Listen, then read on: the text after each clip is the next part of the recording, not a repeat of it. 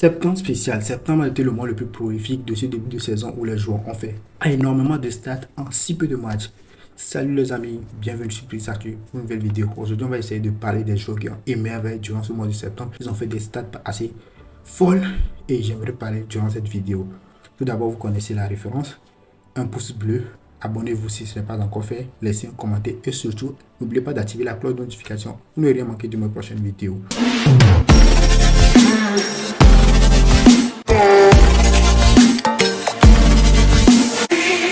Septembre spécial, les joueurs ont performé, ont surperformé, j'ai envie de dire.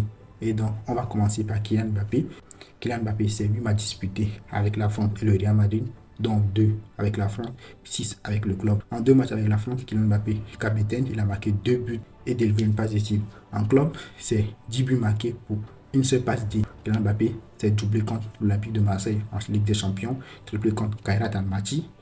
Donc, il est en train de surperformer.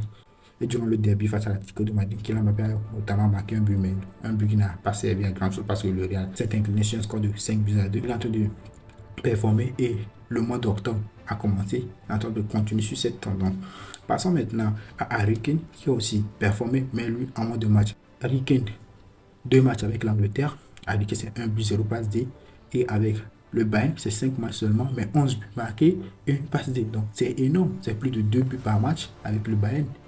Il est en train de performer et cette saison, le soulier d'or, je pense que ça serait vraiment rude à aller chercher parce que quand je vois les stats de Kylian Mbappé, quand je vois les stats de Harry Kane, je me dis waouh, ces joueurs, qu'est-ce qui se passe avec eux? Peut-être c'est la Coupe du Monde à la fin de la saison qui est en train de le booster, je ne sais pas. Dans cette liste, il y a également la machine à but, le cyborg norvégien, Erling Haaland. Erling Haaland, c'est encore un mois de moins. Lui, il a disputé 6 matchs, 2 avec la Norvège et 4 avec City. Et durant les 2 matchs qu'il a disputé avec la Norvège, il y a eu le premier match, il a marqué seulement un but.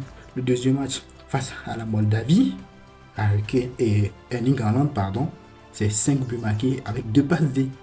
Une note de 10 forcément durant ce match. Donc vous imaginez, 2 matchs avec la Norvège, il marque 6 buts, 2 passes D. Il revient avec Manchester City, où il dispute seulement 4 matchs, il marque 6 buts, une passe D. Erling Haaland est en train de confirmer juste ses stats parce qu'on est habitué à ce que ce soit un attaquant qui marque beaucoup de buts. Donc je ne suis pas trop étonné par sa performance. Mais la personne qui m'étonne plus dans cette liste, c'est Rashford. Parce qu'au lieu de Rashford, on pouvait avoir Rafinha, Lewandowski ou bien Yamal. Mais Yamal, Rafinha sont blessés.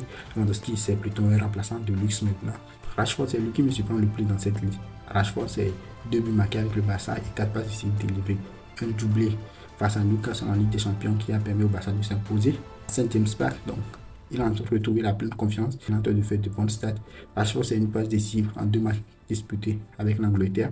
Julian Alvarez, il me surprend aussi dans cette liste. C'est 7 matchs disputés, dont il a une passe décisive en 2 matchs avec l'équipe d'Argentine, 6 buts marqués avec l'Atlético de Madrid et 3 passes distribuées. Donc c'est énorme pour lui aussi. C'est de belles stats. Ça fait au total GA 10 en 7 matchs. On se souvient notamment de son coup franc direct face à Courtois durant le derby, un penalty marqué, son triplé face à Rayo Vallecano. Julian Alvarez est en train de m'étonner durant ses débuts de saison. Il est en train de faire un début de saison extraordinaire. Julian Alvarez c'était un bon attaquant, c'est juste que du côté de City, Haaland le faisait de l'ombre, donc il n'arrivait pas à performer, à être au top de ce qu'il pouvait être. Donc avec l'Atlético de Madrid, il est en train de s'exploser, il est en train de faire tout ce qu'il veut, malgré qu'il y a Sorlotte et tout. Non, c'est le Spider-Man qu'il pense être, quoi. Il sauve l'Atlético de Madrid quand ils sont en meilleure forme. Et ce début de saison, si c'était grâce à lui, je pense que l'Atlético ne serait même pas à la 7e place ou bien la 6e place qu'ils sont actuellement. Ils seront encore plus bas dans le classement. Donc c'est Julian Alvarez qui est en train de cacher ses petites faiblesses de l'Atlético de Madrid. Et je peux également ajouter Ansu Fati dans cette liste. Ansu Fati, c'est 5 buts marqués en 127 buts. Ansu Fati, c'est pas titulaire, c'est quelqu'un qui rentre parce qu'il revient juste du blessure. Donc on ne peut pas le faire jouer 90 minutes. Et il est souvent remplaçant. Mais Ansu Fati, il est en train de choquer tout le monde.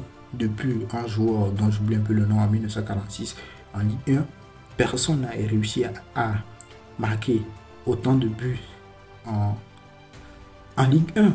Je pense qu'il est déjà 5 ou bien 6 buts en Ligue 1. Donc c'est une belle stat. Il a marqué en Ligue des Champions avec l'AS Monaco.